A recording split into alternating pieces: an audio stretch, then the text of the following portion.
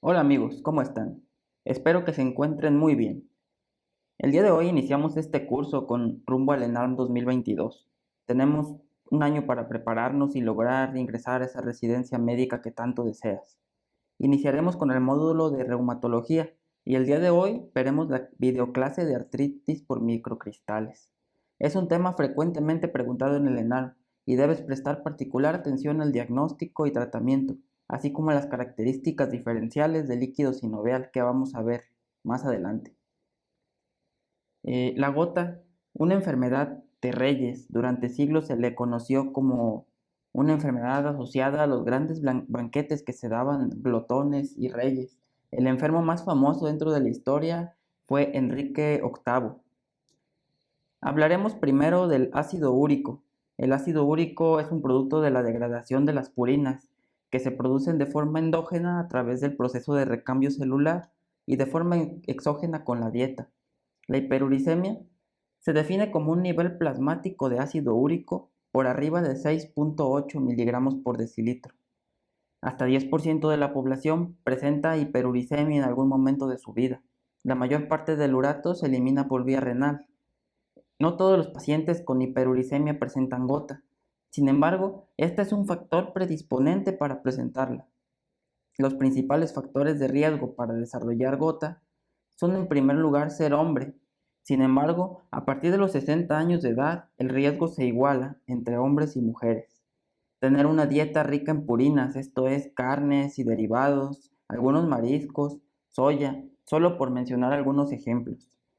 Padecer hipertensión arterial, diabetes, síndrome metabólico, el uso de diuréticos, especialmente de tipo tiacídicos, el consumo de alcohol, en especial el consumo de cerveza, más que el licor o el vino, y algunos fármacos de los cuales vamos a hablar más adelante.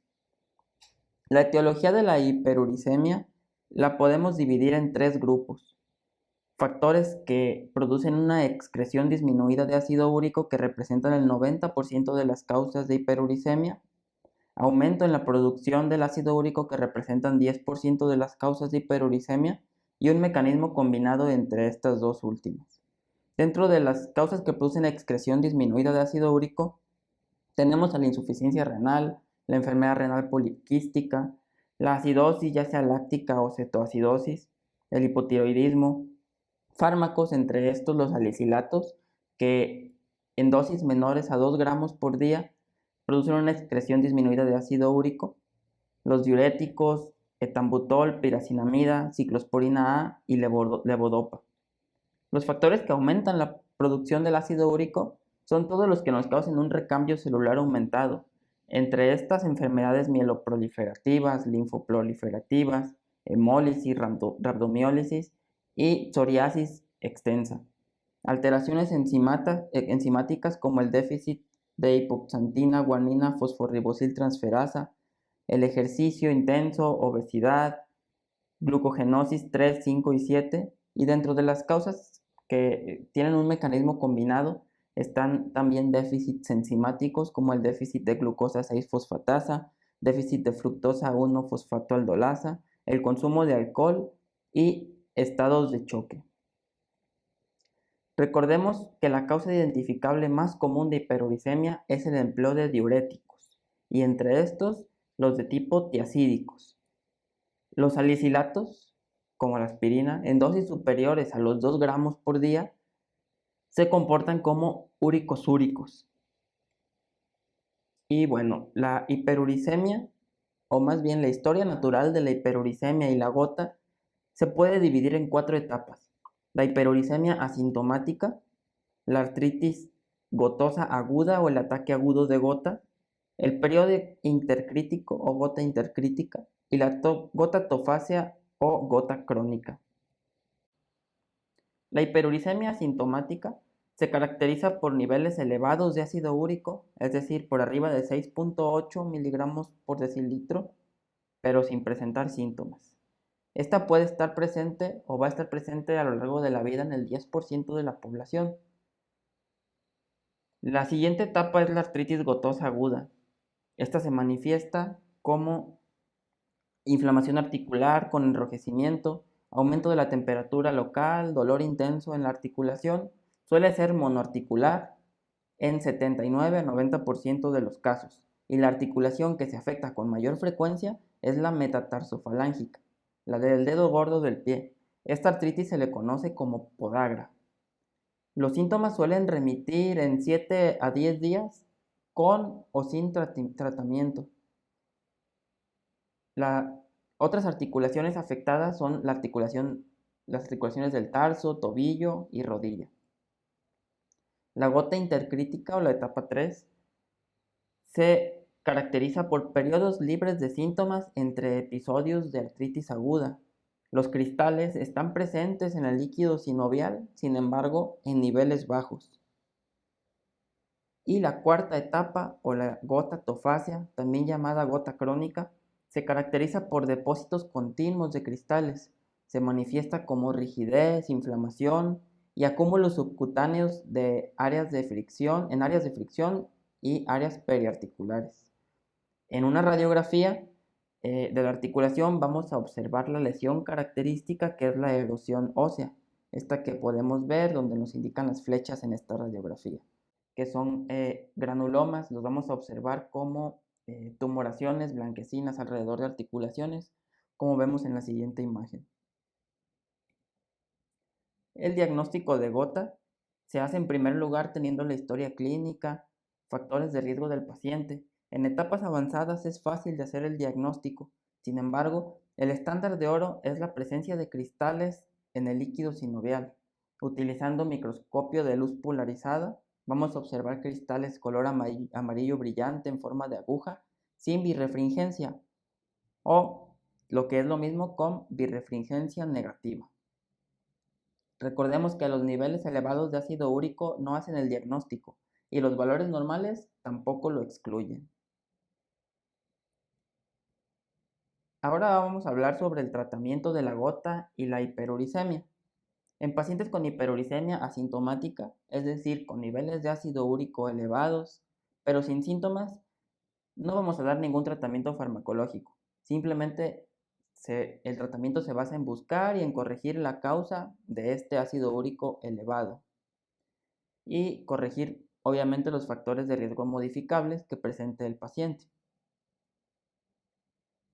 En la artritis gotosa aguda o en los ataques de gota, el tratamiento va encaminado a disminuir la inflamación y el dolor. Para esto, la Guía de Práctica Clínica Mexicana nos recomienda colocar hielo en las articulaciones afectadas 2 a 3 veces por día. En el tratamiento farmacológico de la artritis gotosa aguda, los fármacos de elección son los antiinflamatorios no esteroideos o AINES. La Guía de Práctica Clínica Mexicana menciona por orden de frecuencia la indometacina, diclofenaco, tenoxicam, naproxeno, y también podemos utilizar los inhibidores selectivos de la COX-2, como es el celecoxib.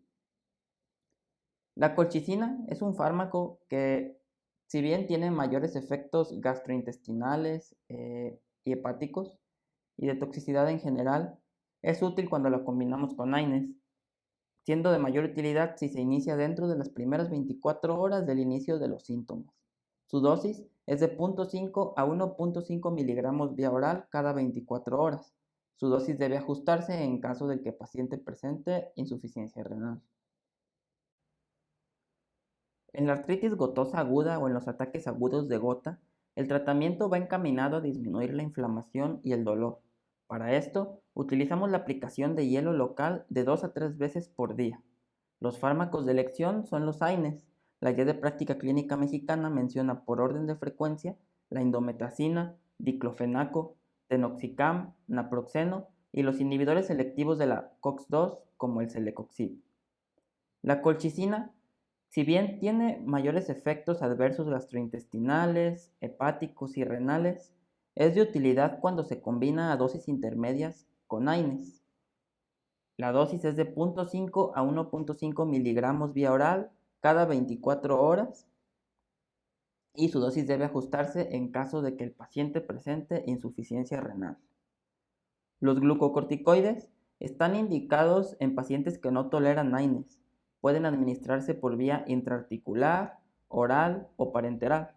La Guía de Práctica Clínica menciona que los glucocorticoides deben ser indicados por un reumatólogo. Debemos recordar que no utilizaremos fármacos que disminuyan niveles de ácido úrico en pacientes con ataque agudo de gota. Sin embargo, en pacientes que ya los tomaban, no debemos suspenderlo. En la gota intercrítica es cuando trataremos la hiperuricemia. El fármaco de primera elección para tratar la hiperuricemia es el allopurinol. Actúa mediante la inhibición de la xantina oxidasa. De esta forma disminuye la síntesis de ácido úrico. Debe iniciarse 1 a 2 semanas posterior a la remisión del ataque agudo. La dosis de inicio es de 100 miligramos al día, con incrementos de 50 a 100 miligramos cada 2 a 4 semanas, hasta que logremos el objetivo de ácido úrico en plasma menor a 6 miligramos por decilitro. Dentro de los fármacos úricos, el prototipo es el Probenecid. Su dosis de inicio es de 500 miligramos cada 12 horas, con incrementos de hasta 2 gramos al día. Debe usarse en pacientes que tengan su función renal normal y debido a que incrementa el riesgo de formar litos renoureterales, está contraindicado en pacientes con antecedentes de litos o con factores de riesgo para desarrollarlos. Otro fármaco úrico es la sulfilpirazona. Sin embargo, no está disponible en nuestro país y por lo tanto difícilmente te lo preguntarán en el examen. Las complicaciones más frecuentes de la gota son la insuficiencia renal y la formación de cálculos renoureterales. También debemos ofrecer tratamiento no farmacológico para disminuir los niveles de ácido úrico en estos pacientes. Debemos aconsejar al paciente mantener un peso adecuado, evitar el sedentarismo, tabaquismo, alcoholismo, en especial el consumo de cerveza, así como mantener una dieta equilibrada, hipocalórica, baja en purinas y carbohidratos. El diagnóstico diferencial principal para fines de examen es la artropatía por depósitos de cristales de pirofosfato de calcio, o también conocido como pseudogota. El principal factor de riesgo para padecerla es la edad avanzada, mayores de 65 años y en su mayoría mujeres. En pacientes más jóvenes siempre debemos investigar otras causas como el hiperparatiroidismo primario, hemocromatosis, hipofosfatemia e hipomagnesemia. Las manifestaciones son similares a las de la gota, con monoartritis de repetición. Sin embargo, el dolor suele ser más tolerable y la articulación mayormente afectada es la rodilla. En la microscopía se observan cristales romboidales con birrefringencia débilmente positiva, a diferencia de la gota, que ya dijimos que son en forma de aguja y con birrefringencia negativa. El tratamiento es similar al de la gota, sin embargo, aquí el orden de prioridad de los fármacos es distinto, siendo la primera elección los corticoides intraarticulares, debido a que la rodilla es la principal articulación afectada, y a que los AINES en personas de edad avanzada pueden condicionarnos más riesgo de lesión renal o hemorragia de tubo digestivo. Sin embargo, sí pueden utilizarse. También la colchicina puede estar indicada a modo de profilaxis de recurrencias. Y para terminar, te dejo una tablita donde se describen las principales características de la gota y sus diferencias con la pseudogota. Recuerda que en la descripción del video te dejo el link para que descargues el resumen de la videoclase que incluye las perlas del tema que debes recordar para el examen. Posteriormente iremos agregando más material y casos clínicos para que no dejes de repasar. Si te ha gustado la clase no olvides suscribirte al canal y activar la campanita para que no te pierdas ninguno de mis videos.